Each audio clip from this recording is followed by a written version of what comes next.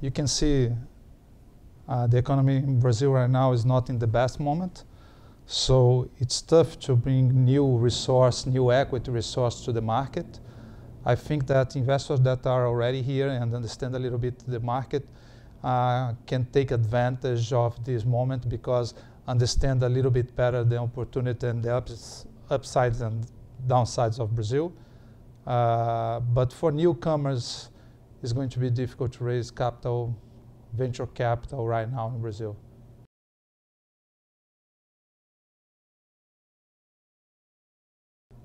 Not too much. There is an impact in the economy. You know that the conditions of Brazil, that is a huge exporter of commodities, so there is impact in terms of the export of the economy. There is an impact in the GDP of the country, but when you look to renewables itself, most wind, solar, the competition is with other resources that we don't have too much in Brazil. There is a lot of there is coal in Brazil, but not with the best quality. So there is a lot of environmental people also. They have huge, let's say, a huge. They don't accept too much this kind of things in Brazil. Natural gas could be a solution, but you have the monopoly of Petrobras. You don't see the price of the natural gas in Brazil changing in a very near future. Maybe in 4 or 5 years you can see some effects.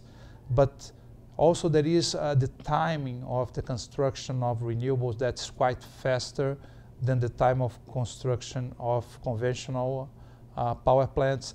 And that's a huge advantage in Brazil, like situation that we are living, that the long-term planning, we lack a little bit of long-term planning, so we need the energy in the short term, and renewables have this kind of advantage in Brazil. You can build it very fast, and environmental licenses are easily than the others. Not saying that it's quite easy, but easier than the others. So we don't see too much effect in the short term, wind and solar be affected by natural gas prices in Brazil. It's not the same in all over the world, but in Brazil is what we're seeing.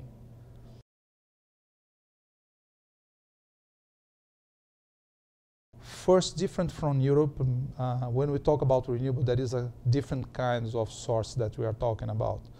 So solar is one business and wind is another. And when you put everything like a renewable, it can be a little bit changing to answer the question. But when you talk about wind, wind is one of the most competitive source of energy in Brazil. Only behind hydropower plants could be more competitive than wind in Brazil because of the resource that we have in Brazil. And we take advantage from the technology that was developed in Europe. Also, the crisis in Europe make that a lot of people from Europe, mainly from Spain, Portugal, come to Brazil. So there is people with a lot of experience in terms of the technology, in terms of the industry. So it's good to develop wind in Brazil. Very good resource. The technology has achieved one stage that's quite competitive, and the competitiveness of the source in Brazil. We don't have subsidies of wind in Brazil, so it's a competitive source of energy. So it's different. When you talk about solar, would be a little bit different than that because it needs a special price in order to enter into the market right now. Could be one of the let's say, one of the most important sources in the future, but right now it cannot achieve the competitiveness to enter into the market. So you need some specific policy of the government to do that. So it's different when you talk about wind and solar.